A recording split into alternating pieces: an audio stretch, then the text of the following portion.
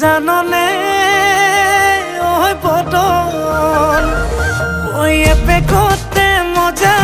হে দুপেকতে নিচা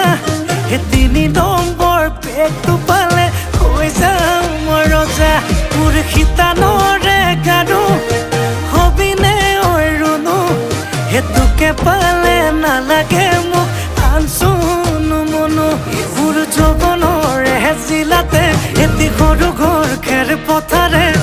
সাজিমে মই তোৰে লগতে ঐ দেহি পাহাৰ বগাই বগাই চেনি মাই কপৌ ফুল নানোগৈ চেনি মাই খোপাতে